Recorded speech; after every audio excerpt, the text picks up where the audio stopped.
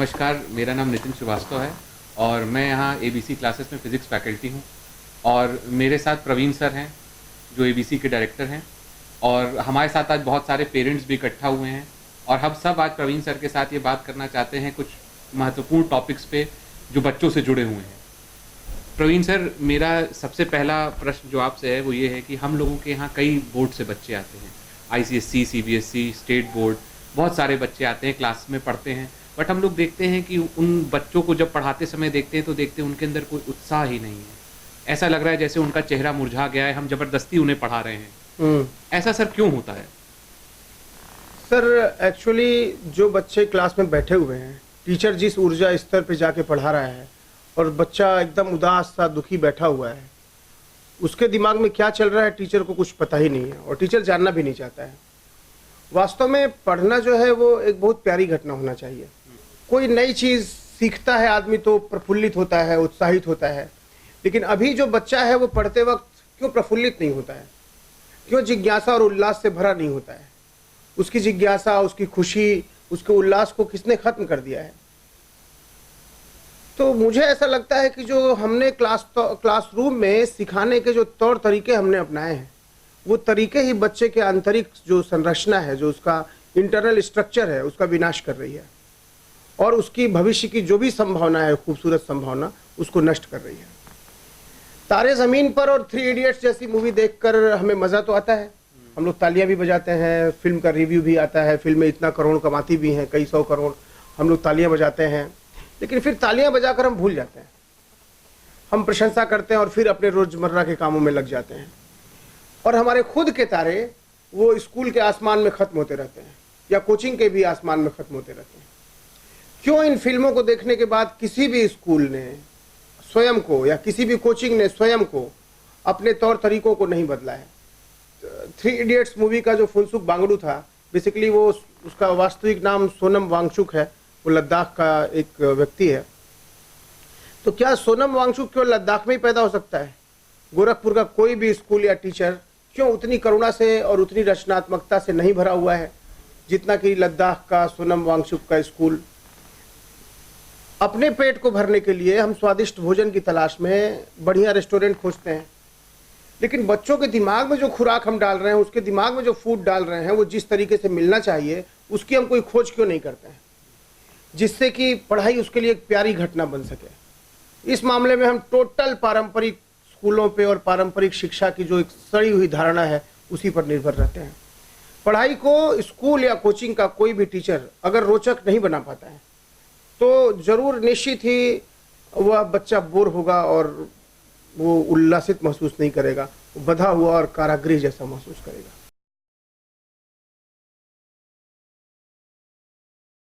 अच्छा प्रवीण सर, एक बात और बताएं, आपका कहना है कि स्कूल में जो है बच्चे को मतलब उस तरह का ग्रोथ नहीं मिल रहा है, बट तब भी स्कूल ने कितना बड़ा स्ट्रक्चर बनाया हुआ है, प्रबंधन बनाया हुआ है, काफ़ी सारे टीचर्स बच्चों पे काम कर रहे हैं, इतना सब कुछ होते हुए भी क्यों बच्चा इस तरह के उससे गुजर रहा है, ऐसे मानसिक प्रताड़ना से गुजर रहा है?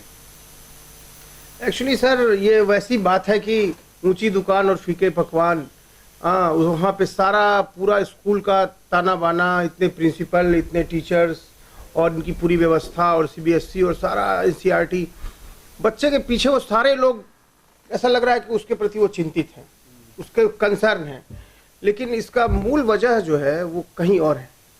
कंसर्न वो ज़रूर है, लेकिन मूल वजह ये है कि स्कूल जो है वो भय मुक्त वातावरण नहीं बना पाता। मैं पेरेंट्स से भी ये बात करना चाहूँगा और खुद उनका भी अनुभव होगा कि मुझे तो लगता है कई सारे पेरेंट्स जो अभी भी स्कूल में जाते हैं तो वो डरते हैं क्योंकि उनको अपना पुराना स्कूल याद आ जाता है। उनको पुराना याद आ जाता है कि मैं भी स्कूल में गया था तो भयभीत। तो अभी कई पेरेंट्स जो बच्चों की फीस डिपॉजिट करने स्कूल में जाते हैं वो भी भयभीत होते हैं। वास्तव में स्कूल इस बात में एकदम असफल है कि वो भयमुक्त वातावरण बना पाए। आखिर स्कूल भयमुक्त वातावरण क्यों नहीं बना पाता है? ये जो शिक्षा है वो दंड और भय पे और पुरस्कार पे क्यों आधारित है? ये प्रेम पर क्यों नहीं आधारित है? बच्चे को उतना समय दे। अभी किसी ने मुझे एक शेर सुनाया था, किसी का मैं पढ़ रहा था कि मेरे टूटने की वजह मेरे जौहरी से पूछो, उसकी ये जिद थी कि मुझे और तराशा जाए। तो और तराशा जाए, और पढ़ाओ और असाइनमेंट दे दो और बैग लाद दो और इतना पढ़ा दो कि उसको खुद के लिए समय ही ना मिले। गाय घास खा रही है, सिर्फ खिलाते चले जाओ, जुगाली का टाइम ही ना मिले, सिर्फ उपदेश और ज्ञान और उपदेश। तो जो बात है कि मेरे टूटने की वजह मेरे जौहरी से पूछो, उसकी ये जिद थी कि मुझे और तराशा जाए। ये बड़ा खूबसूरत मुझे लगा शेर। और बच्चों की भी स्थितियां ऐसी हैं कि 5 किलो का बस्ता है और शाम को चेहरा एकदम मुरझाया हुआ है और होमवर्क की टेंशन है और जाम, शहर का जाम की स्थिति देख ही रहे हैं, उसमें शरीर थक के चूर हुआ है और दिमाग में टीचर और सब्जेक्ट का खौफ है। कुछ बच्चों से कंपटीशन है, वो अलग है। जब किसी बच्चे को समग्रता से आप देखेंगे तो पाएंगे कि उसमें 4, 5, 6, 7 सब्जेक्ट हैं, 7, 8 टीचर्स हैं, कुछ लोगों के उपदेश हैं, कोई सलाहें हैं, लेकिन उसका खुद का ज्ञान एकदम शून्य है, समझ एकदम सन्नाटा है।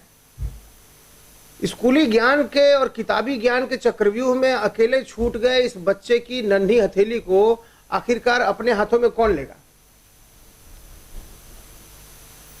कौन इसको, बच्चे का माथा जो गर्म है उस पर कौन शीतल हवा की तरह काम करेगा? हमें किस मसीहा का इंतजार है? बड़े ही भयानक इंफ्रास्ट्रक्चर, स्कूल की बड़ी 4 दीवारें, बस में जाते हुए आते हुए बच्चे, स्कूल बैग, यूनिफॉर्म, और स्कूल की 4 दीवारी के कमरों में बच्चों को बोर करते हुए टीचर्स, रटाने वाली पूरी व्यवस्था जो रोट लर्निंग पे आधारित है। अब इनसे क्या उम्मीद की जा सकती है? इन सबसे सवाल यह है कि स्कूल की सत्ता और उसकी अथॉरिटी बच्चों के दिलो दिमाग में इतना भय क्यों बना देती है कि प्रिंसिपल हैं तो क्लास टीचर हैं तो इतनी हायरार्की बना देते हैं, ऐसे चलो। वो ज्ञान कम और अनुशासन ज़्यादा बन जाता है, और हम सोचते हैं ज़्यादा अनुशासन है तो बड़ी अच्छी चीज़ है, ज़्यादा अनुशासन है तो वो, जबकि सत्य ये होता है कि वो सिर्फ सामने ही अनुशासित है बच्चा, पीछे वो सब कर रहा है जिससे आप उसको बचाना चाह रहे हैं। तो ये सवाल है कि क्या बच्चे को कुछ सिखाने के लिए भय का वातावरण निर्मित करना ज़रूरी है? आप किसी को सिखा रहे हैं कुछ, आप उसको डरा दे रहे हैं, या उसको आप जल्दीबाजी में है कि जल्दी से सीख लो। सीखते वक्त समय कोई चीज़ नहीं होनी चाहिए, सीखते वक्त तो समय होना ही नहीं चाहिए। तुम सीखो, अपनी जो तुम्हारी आंतरिक लय है, जो तुम्हारी सीखने की गति है, तुम उसी से सीखो।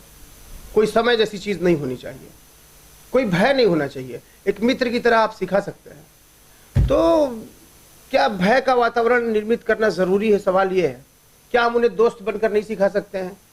तो और आगे सवाल ये भी है कि बच्चों की आज़ादी से स्कूल या कोई शिक्षा व्यवस्था या कोचिंग की ही व्यवस्था, वो बच्चों की आज़ादी से इतने डरे क्यों हुए हैं? स्कूल क्यों इस तथ्य में विश्वास नहीं करता कि बच्चा अच्छा है? बच्चे की अच्छाई में भरोसा करना सीखना पड़ेगा हमको बच्चे की अच्छाई में भरोसा करना सीखना पड़ेगा, उसे आज़ादी देनी पड़ेगी, समय देना पड़ेगा, इतना फ्लेक्सिबल सिस्टम को बनाना पड़ेगा। भय पर आधारित नहीं होनी चाहिए व्यवस्था, ये कहीं ना कहीं प्रेम पे आधारित होनी चाहिए।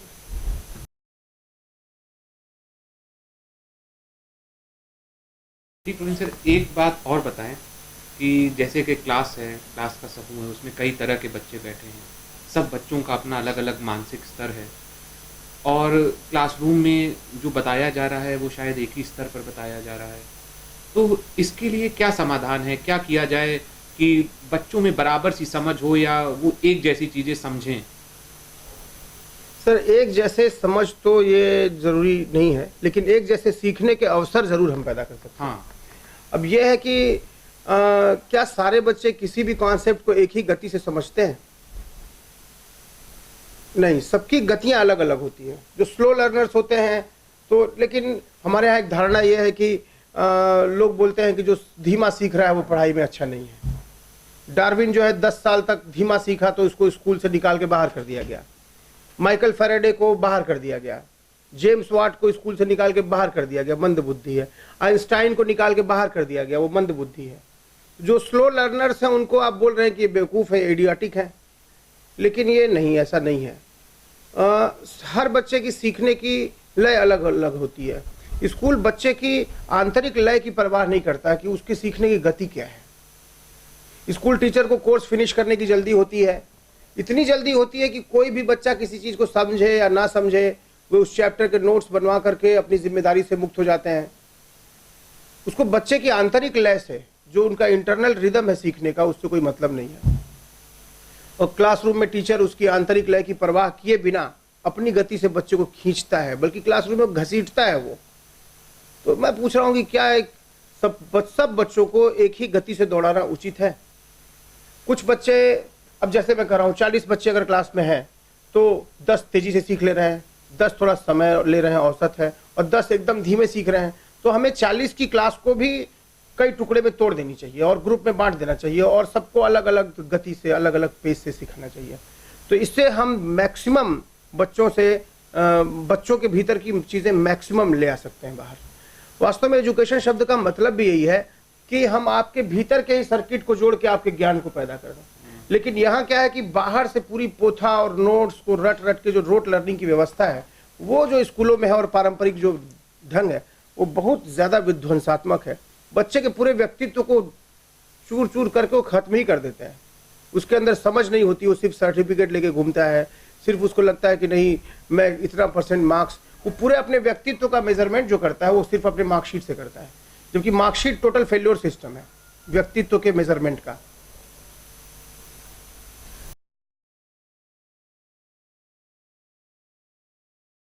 तो प्रवीण सर, एक बात और बताएं कि इतना सब कुछ हो रहा है स्कूल में, तो स्कूल इस सारी चीज़ों को सही करने के लिए या करेक्ट करने के लिए कोई मेजर क्यों नहीं ले रहा है? क्यों इन सब चीज़ों को इग्नोर करता चला जा रहा है? आप ये पूछ रहे हैं कि कुछ बच्चे फेल हो जाते हैं, हाँ, तो स्कूल उनको उनके ध्यान हाल क्यों पे नहीं छोड़ दे रहा देता है? हाँ, क्यों कि ऐसा पीछे हो तो उसकी वजह तुम ही हो। हाँ, ऐसा क्यों कर रहा है स्कूल? सर, मुझे ऐसा लगता है कि जब भी कोई बच्चा किसी भी स्कूल में कहीं भी अगर वो असफल हो रहा है, तो वो असफलता बच्चे की नहीं है, वो असफलता स्कूल की है और उस शिक्षा व्यवस्था की है। स्कूल मीन्स कोचिंग, स्कूल की या कोचिंग की, जहाँ भी वो असफल हो रहा है तो वो टोटल वो जिम्मेदारी जो है वो स्कूल और कोचिंग की है। यदि कोई बच्चा किसी सब्जेक्ट को या टॉपिक को नहीं समझ पा रहा है, तो मैं पूछता हूँ कि क्या ये उस बच्चे की गलती है? नहीं, वो गलती नहीं है। हम उसे पनिश करें, हम उसे डांटें, फटकारें कि तुम समझ क्यों नहीं पा रहे हो, ये अलग बात है। लेकिन अगर मुझे कोई चीज़ समझ में नहीं आ रही है तो ये मेरी गलती नहीं है, मैं ऐसा ही हूँ, मैं नहीं समझ पा रहा हूँ। या कोई चीज़ मुझे धीमे समझ में आ रही है तो मैं ऐसा ही हूँ, मैं धीमी गति से समझता हूँ, मैं स्लो लर्नर हूँ। ये मेरी जिम्मेदारी नहीं है और मेरी कमी नहीं है, लेकिन शिक्षा प्रक्रिया इसको दोष मानती है। ये शिक्षण के जो ये पीटे पटाए एकदम बेकार रद्दी तरीके हैं तीसरे दर्जे के, इन तरीकों का इस्तेमाल करके हम बच्चों को महामानव और वैज्ञानिक और कवि और संगीतकार और ये नहीं बना सकते सुंदर। हम उनको एक बौना मनुष्य बना देते हैं। इसीलिए 100 स्कूल में 100 बच्चों में 10 बच्चे काम के होते हैं, 90 एकदम औसत दर्जे के बना के खड़ा कर देता है। और औसत मनुष्य सबसे खतरनाक मनुष्य होता है। एक औसत मनुष्य इतना बीमार है मानसिक रूप से कि वो एटम बम की तरफ कहीं भी फट सकता है। पिछले 15 वर्षों में हमारे आसपास की सारी चीजें बदल गई हैं। पेरेंट्स भी देख रहे हैं, कई लोग इसमें बिजनेसमैन हैं, बिजनेस के तौर तरीके बदल गए हैं। खाना आप घर में ना मंगाइए, आप स्विगी से मंगा लीजिए, आप जोमेटो से मंगा लीजिए, और ऑनलाइन चीज़ें चेंज हो गई हैं। कंप्यूटर में चीज़ें इतनी ज़्यादा बदली हैं, आईटी इंडस्ट्री इतनी बड़ी है। सिर्फ एक चीज़ नहीं बदली है और वो है स्कूल का सिस्टम, स्कूल में शिक्षा देने के तौर तरीके। अपने लिए हम मोबाइल एप्पल का चूज़ करते हैं कि हाँ यार एप्पल कर लेंगे, लेकिन बच्चों की शिक्षा के लिए हम वही 1893 में बनाया गया 1893 में जो स्कूल का एक मॉडल किसी ने बना दिया होगा दुर्भाग्य से कि 40 बच्चे हैं, इनको बैठा के 1 वे ट्रैफिक लगातार बोलते रहो और नोट्स बनवाते रहो, वो उसी का मॉडल पे हम भरोसा करते हैं। तो मैं तो सभी पेरेंट्स को और सभी विजिटर्स और एजुकेटर्स को आमंत्रित करता हूँ कि आइए हम सोचें कि कैसे हम बच्चे के क्लासरूम के सिखाने की विधियों में कैसे हम क्रांति ले आएँ, कैसे हम चीज़ों को बहुत खूबसूरत और आसान और सुंदर बना सकें, जिससे बच्चा के ऊपर लोड भी ना पड़े और वो प्रफुल्लित भी हो और वो विकसित भी हो। ये हम सबको मिलकर सोचना होगा।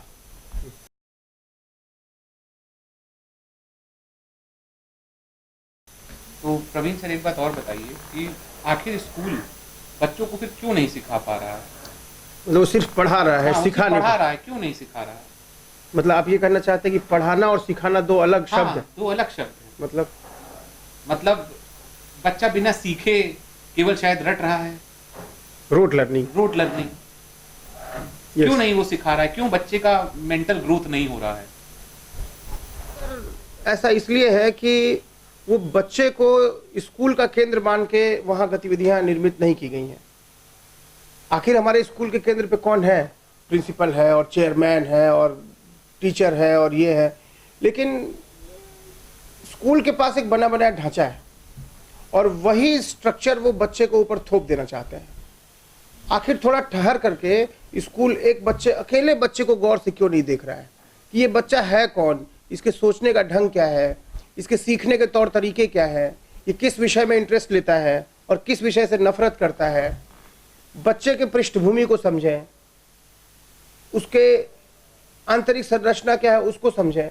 उस सब चीज को समझे बगैर पहले से फ्रेम बना हुआ है वो उसको ठोंक देते हैं, उसको ऊपर ले जाकर। तो ये जो पहले से बने बनाए मॉडल है उसको ऊपर थोपने की जल्दीबाजी भी दिखाते हैं, तो थोपते भी हैं, ऊपर से जल्दीबाजी कर देते हैं। तो ये एक बड़ा फॉरेन एक इम्पोर्टेड मॉडल और एक थोपने की जल्दीबाजी, ये जो है बच्चे को अकेला छोड़ जाती है। तो क्या हम एक एक बच्चे को विशेष मान करके उसके लिए उस लेवल का कंटेंट डिजाइन करें, उसके सीखने के स्टाइल के अनुरूप खुद को नहीं ढाल सकते? जैसे हमने एबीसी क्लासेस में कुछ वर्कशीट्स बनाई हैं बच्चों के लिए, कुछ वर्कशीट्स बनाई हैं, सिर्फ कैलकुलेशन सिखाने की वर्कशीट्स हैं। ये सिर्फ हमने कैलकुलेशन क्लास 9th के बच्चों के लिए वर्कशीट्स बनाई गई हैं, कैसे तेजी से कैलकुलेशन करें। तो 15 पेज हमने कैलकुलेशन ही सिखाया है, 15 पेजेस तक। कैसे 33 तक का स्क्वायर तुम याद कर जाओ, कैसे शॉर्ट ट्रिक्स होती हैं कैलकुलेशन की, स्क्वायर रूट कैसे निकले, 2 डिजिट्स का मल्टीप्लिकेशन कैसे जल्दी आसानी से कर सकें, इस पे शीट बनाई है।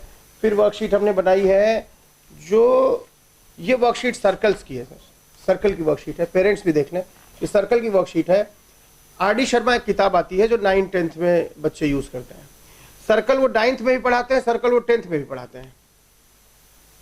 हमने क्या किया है कि 9th और 10th का पूरा सर्कल उठा के इकट्ठा एक जगह रख दिया है, ये पूरी किताब। और इसमें 9th 10th के क्वेश्चन ही नहीं है, NTSC के, NSTSC के, IJSO के और कैट के सारे पेपर्स भी हैं, आज तक के सारे पेपर्स हैं।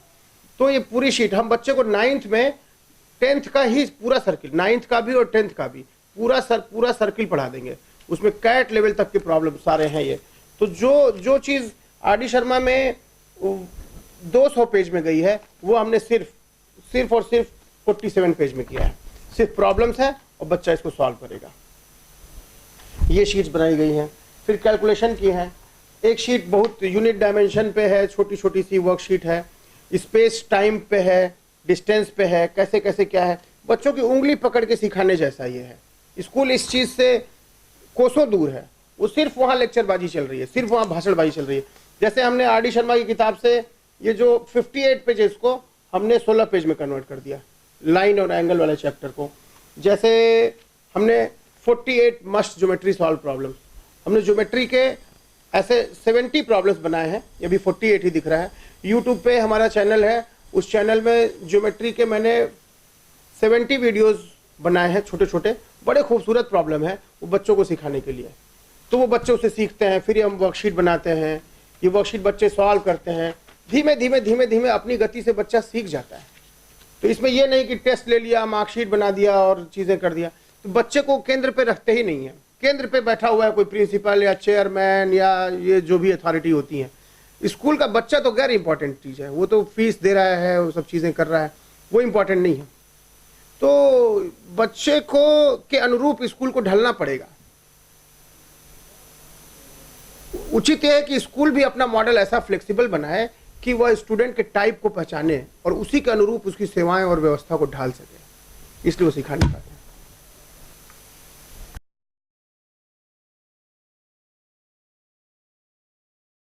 अच्छा, एक क्वेश्चन प्रवीण सर आखिरी आपसे है अभी, और यहाँ बैठे जो पेरेंट्स हैं उनसे भी मेरा ये क्वेश्चन है कि ऐसी व्यवस्था चल रही है, हम अपने बच्चे को इस तरह की परिस्थिति में देख रहे हैं, हमने क्यों आंख पर पट्टी बांधी हुई है?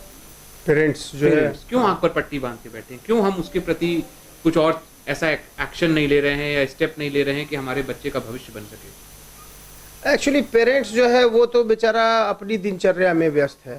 वो रोटी कमाने, रोजी रोटी और पैसा और उस फीस जमा करके वो मुक्त हो जाता है कि देखो बेटा, हमने तुम्हारे लिए साइकिल खरीद दी, ये ड्रेस, ये बस और ये तुम्हारी फीस का पैसा, मेरी जिम्मेदारी खत्म।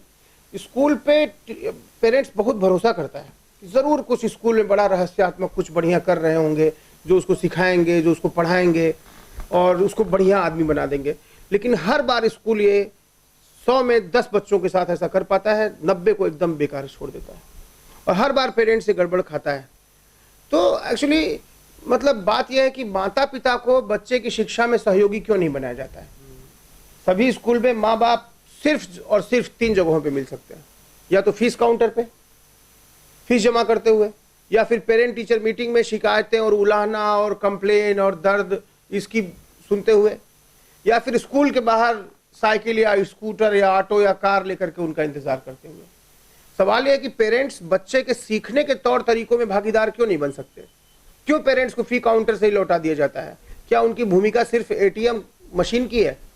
स्कूल में बच्चे की फी डिपॉजिट करके गार्जियन खुद को जिम्मेदारी से फ्री महसूस करते हैं और विरासत में एक मिला रटा रटाया जुमला बोलते हैं कि हमने तो अपनी ड्यूटी पूरी कर दी है, अब तुम स्कूल में मेहनत से करो और मतलब पढ़ाई परिश्रम से करो, और बच्चा भी उत्साह से स्कूल जाता है। लेकिन वहाँ की हालतें कुछ और होती हैं।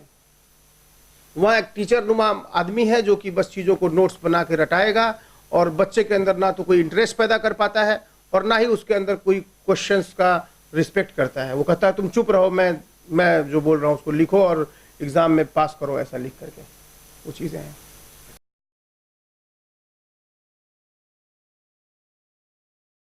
एक प्रवीण सर आपसे एक और क्वेश्चन पूछूंगा ज़्यादा समय ना लेते हुए, और ये पेरेंट्स मतलब ये जो क्वेश्चन है ये पेरेंट्स के बिहाफ पे पूछ रहा हूँ जी। बच्चे जो है 8 से 9th में जा रहे हैं या 10th से 11th या तो 10th से 11th में जा रहे हैं, उनके सामने कई सारे चैलेंजेस हैं। उन चैलेंजेस को हम कैसे फेस करें, कैसे उनसे पार पाएं, और इसके अलावा ABC क्लासेस इस चैलेंजेस में उनकी क्या सहायता कर सकता है? सर, जब बच्चा क्लास 8th के बाद 9th में जाता है या 10th के बाद वो 11th में जा रहा है, तो NCERT की जो बुक्स है या CBSE का जो सिलेबस इस तरह लिखा गया है जैसे कि वो पाकिस्तान के बच्चों के लिए लिखे गए हैं कि वो पढ़ ही ना पाए और समझ ही ना पाए। इतना कॉम्प्लिकेटेड और 2 चैप्टर्स इतने इंडिपेंडेंट लिखे गए हैं कि जैसे उनका एक दूसरे से कोई संबंध ही ना हो। जैसे वे बच्चों को बहुत ही शास्त्रीय तरीके से और बहुत ही क्लासिकल तरीके से पढ़ाने की कोशिश करते हैं। वो लिनियर टीचिंग करते हैं और बच्चों के सवालों का जवाब ना दे करके उन बच्चों को सिर्फ क्वेश्चन और आंसर्स का पुलिंदा नोट करवाते रहते हैं और बच्चा धीमे धीमे रोबोट बन जाता है। आप क्वेश्चन डालिए, आंसर पाइए। जैसे वेइंग मशीन होती है, मशीन में आप सिक्का डालिए और वजन का टिकट पाइए, ऐसे ही वो भी हो जाता है उसमें। तो बच्चे को जिज्ञासा का केंद्र नहीं बना पाता है। वो जो है केंद्र पे होती है वो चीज़, वो टीचर हो जाता है और नोट्स बनवाता है, स्कूल का प्रिंसिपल, पूरे टीचरों का समूह, ये सब मिल के उसको पास और फेल का तमगा देते रहते हैं। तुम पास हो गए, तुम फेल हो गए, तुम टॉप कर गए, तुम पीछे हो। ये पूरा जो ड्रामा चलता है, ये सिर्फ ड्रामा होता है, पढ़ाई नहीं होती है। ये आगे पीछे का जो खेल है, सत्य है कि जो आगे है उसकी भी समझ बहुत विकसित नहीं हो गई है। वो भी रट रूट के किसी तरह से आगे चला गया है। आगे चला गया मतलब ज़्यादा रट लिया है। और सत्य है कि बच्चे के उस पूरे प्रक्रिया से बच्चे का कोई वास्तविक विकास हो नहीं पाता है। विज्ञान पढ़ने से वैज्ञानिक चिंतन पैदा नहीं होता है। विज्ञान को भी वो ऐसे पढ़ाते हैं जैसे हनुमान चालीसा रटा रहे हैं या संस्कृत के श्लोक रटा रहे हैं। और आज गोरखपुर शहर में ही 300-400 कॉन्वेंट स्कूल होंगे और इतने स्कूलों के लिए मुझे कभी कभी आश्चर्य होता है कि कहाँ से उतने कॉम्पिटेंट टीचर ले आते होंगे। एक शहर में एक साइंस का अच्छा 2-4 टीचर मिल जाए, यही बहुत बड़ी बात होती है। इतने कॉन्वेंट स्कूल हैं और इतने टीचर्स हैं हजारों की संख्या में, और सब बच्चों को कहीं ना कहीं बैठा के पका रहे हैं। तो सत्य है कि बहुत ही बेकार टीचरों का समूह इन स्कूलों में काम कर रहा है, जो बच्चों की प्रतिभा को नष्ट कर रहे हैं। और पेरेंट्स सिर्फ ये देखते हैं कि बच्चा समय से स्कूल गया, समय से स्कूल से आ गया, घर आ गया, बैग साफ सुथरा, ये सब चीज़ें हैं। और पेरेंट्स टीचर मीटिंग में शिकायतों का दौर चलता है। और तो फिर ये जो इतने अयोग्य टीचरों के भरोसे पूरे बच्चों को छोड़ दे रहे हैं, ये विचित्र सी विडंबना है कि जो हमारी नस्ल है, जो हमारी पीढ़ी है, ये कहीं ना कहीं इनके हाथों में है, जो सिर्फ नोट्स बनवा रहे हैं और रटा रहे हैं, जो सिर्फ पढ़ाने के नाम पे खाना पूर्ति कर रहे हैं। ये चैप्टर हो गया, ये हो गया, ये हो गया, ये हो गया। कोई स्फुरना, कोई भी एक सिंक्रोनिस बच्चे के अंदर सिंक्रोनस चीज़ें की सोच पाए, कनेक्ट कर पाए चीज़ों को, वो नहीं पैदा कर पा रहे हैं। और जो हज़ारों टीचरों की फौज जो गोरखपुर में काम कर रही है, वो बच्चों के जिज्ञासाओं को कुरेदना और उन्हें सवाल पूछना नहीं सिखा रही है, सवाल उठाना नहीं सिखा रही है, उनके सवाल को दबा के एक नया चीज़ रटवा करके उनको दफन कर दे रही है वो, और ये सिर्फ उन्हें बुरी तरह से याद करवा रहे हैं। अब ऐसी स्थिति में एबीसी क्लासेस ने बच्चों के लिए एक बहुत ही सुंदर प्रोग्राम स्टार्ट किया है, और 9th के बच्चों के लिए एक स्कूल इंटीग्रेटेड प्रोग्राम, जिसके बारे में कुछ बताना चाहूँगा। इन बच्चों के लिए हफ्ते में 5 दिन क्लासेस चलेंगी, और बच्चा स्कूल जाने की बजाय एबीसी क्लासेस ही आएगा। हमारा अपना स्कूल है जिसमें हम एफिलिएशन करा देंगे। यहाँ ऐसा नहीं है कि टीचरों की एक फ़ौज आया बच्चा और टीचरों की एक फ़ौज पहले से तैयार बैठी है, आते ही 5-6 सब्जेक्ट शुरू हो गया, 5-6 चैप्टर शुरू हो गया और बच्चा परेशान हाल है, और ये बड़ी विचित्र सी स्थिति है। और समझिए कि जो बच्चा क्लास 10th में है वो वास्तव में 0.1 का स्क्वायर रूट भी नहीं निकाल पा रहा है, वो फ्रैक्शन में कई बार प्रॉब्लम है, डेसिमल में, जो क्लास 6-7 की चीज़ें हैं बच्चे को उसमें प्रॉब्लम है। स्कूल कभी ठहरेगा ही नहीं, पीछे देखेगा ही नहीं कि इस बच्चे की क्या कमियां हैं, तो ये चीज़ गड़बड़ है, वो गड़बड़ है। एक्चुअली हमारा अनुभव है कि क्लास 9th से में जाने वाले बच्चे में से 60-70% बच्चे ही ऐसे हैं जो कि 9th-10th में हैं, लेकिन बहुत सारे बच्चे ऐसे हैं जो कि जिन्हें 6-7 की मैथ्स नहीं आती है। फिजिकली वो और सोशली वो क्लास 9th में है या 10th में है या 11th में है, लेकिन मेंटली वो स्टक कर गए हैं क्लास 6 में, है वो क्लास 6 में। पेरेंट्स अपने दिनचर्या और अपने काम में उलझा हुआ है, उसे किसी तरह की फुर्सत ही नहीं है कि वो सोचता है कि स्कूल अच्छा ही कर रहा होगा, लेकिन सत्य यह है कि स्कूल के पास फुर्सत ही नहीं है वो बच्चों को देख पाए कि जिस बच्चे को हमने क्लास 9th में प्रमोट किया है उसको क्लास 6 और 7 की मैथ्स आती भी है कि नहीं आती है। तो हालत यह है कि जो बच्चा 9th में हो उसको क्लास 6 की मैथ्स नहीं आती है, और मैं बहुत सारे ऐसे बच्चों को जानता हूँ और पेरेंट्स को भी जानता हूँ, और लेकिन मैं जिन्हें कि 0.1 का स्क्वायर रूट नहीं आ रहा है, सोच नहीं पाएंगे कि इस कमरे में कितने कॉर्नर हैं, तो मैं इन सारे पेरेंट्स जो मेरी बात सुन रहे हैं उन्हें मैं इनवाइट करना चाहूँगा एबीसी क्लासेस में, बच्चे के साथ आएँ और मैं बताऊँगा कि बच्चा किस क्लास में है। उनको मैं क्लास 9th के बच्चे से, 10th के, 11th के बच्चे से मैं 7th की चीज़ पूछूंगा, वो नहीं बता पाएगा। बच्चा क्लास 6 में ही बुद्धि उसकी अटक गई है, तो इसका पूरा खामियाजा तब बच्चा भोगता है जब वो 11th और 12th में जाता है, और फिर हमारी शिक्षा व्यवस्था कहती है कि ये नकारा है और ये बेकार है। सत्य यह है कि बच्चा बेकार नहीं है, हमारी शिक्षा व्यवस्था पूरी तरह से सड़ी हुई है, और हमारा स्कूलों का जो मॉडल है और जो टीचर है उनकी जो बेकार सी पद्धति है, बेकार सा सिलेबस है और बेकार टीचर है, वो बच्चा बेकार हो ही जाएगा। इसलिए हमने तय किया है कि एबीसी क्लासेस में शुरू से कि 15 से 20 दिन हम क्या करेंगे कि क्लास 6, 7, 8 की एक प्री रिक्विजिट बुकलेट बनाएंगे। जैसे वो बुकलेट ये है, ये प्री रिक्विजिट बुकलेट है जो कि करीब मुझे लगता है 168 पेजेस की है। इसमें हमने क्लास 6, 7, 8 की चीज़ें की हैं, बच्चा कम से कम इतना तो सीखे। तो शुरू में हम 15 दिन 9th की चीज़ें नहीं पढ़ाएंगे, या उनको पहले 9th से पहले जो 6, 7, 8 की चीज़ें वो पढ़ाएंगे 15 दिन, और इस बुकलेट से पढ़ाएंगे जो प्री रिक्विजिट है, तब हम उसको 9th की चीज़ पढ़ाएंगे। एग्जैक्टली यही काम हम 11th में भी करेंगे। तो जो बेसिक कॉन्सेप्ट है उसके पहले के बच्चा पहले वो चीज़ें करे, जैसे बेसिक कैलकुलेशन है, बच्चों को कैलकुलेशन ही नहीं आती है। मैं दावा करता हूँ, और आप अपने पास पड़ोस में पूछ लीजिए बच्चों से कि 0.3 का स्क्वायर रूट कितना होगा, बहुत सारे बच्चे इस पूरी चीज़ को नहीं बता पाएंगे। हम लोग सिखाते हैं कैलकुलेशन, 25 से डिवीजन, 75 से डिवीजन, 125 से डिवीजन, 225 से डिवीजन, मेंसुरेशन सिखाते हैं, ज्योमेट्री सिखाते हैं, 2D ज्योमेट्री, ट्रिग्नोमेट्री सिखाते हैं, और उन्हें कुछ पजल्स भी देते हैं जिससे उनका दिमाग चले, कुछ तो हो। 8-10 साल में उनके दिमाग को जो इनर्शिया मिल गया है, जो जड़ हो गया दिमाग, स्कूल ने जो एकदम ठस कर दिया उनको, वो हम उस इनर्शिया को यहाँ तोड़ते हैं और बच्चा यहाँ आकर के खुश होता है। उसके सिलेबस में शुरुआत के 20 दिन हम कोई और विषय पढ़ाते ही नहीं, उसको सिर्फ पुराना रिवीजन और पजल, तो पुराना रिवीजन और पजल ये चीज़ है। कई चीज़ें हम लोग चेंज करते हैं, जैसे स्कूल में प्रार्थना होती है, हम लोग यहाँ मेडिटेशन करवाते हैं, तो प्रार्थना की जगह मेडिटेशन हो गया।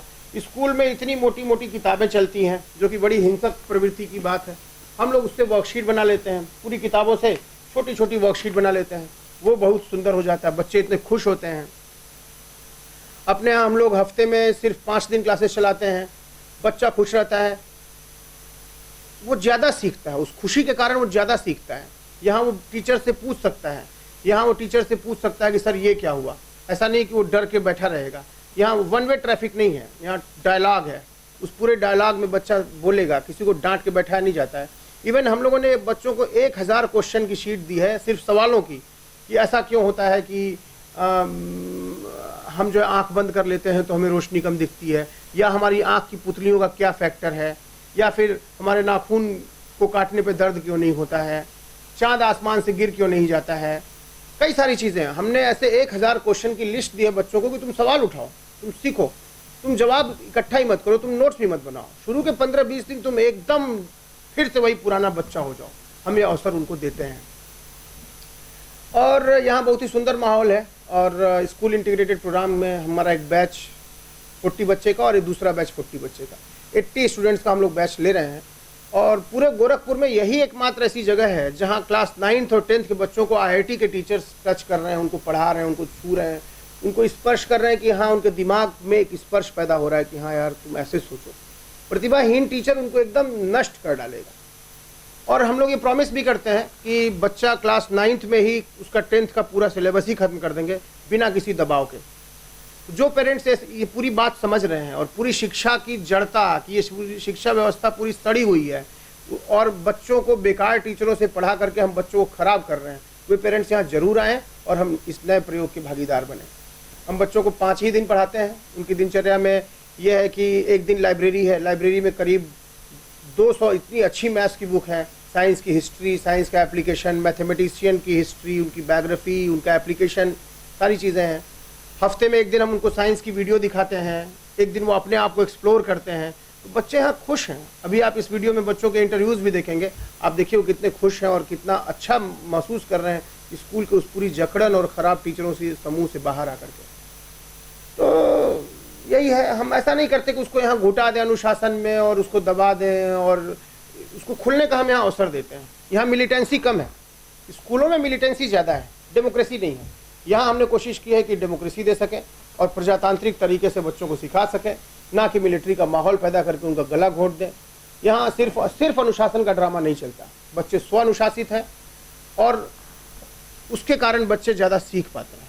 तो निवेदन यही है कि जो पेरेंट्स बच्चों को इस तरह के स्कूलों में भेज करके उनकी स्थिति को बहुत नारकीय बना रहे हैं, और पेरेंट्स को मैं फिर से इनवाइट करना चाहूँगा कि वो यहाँ आएँ और एक बार देखें कि यहाँ क्या हो रहा है।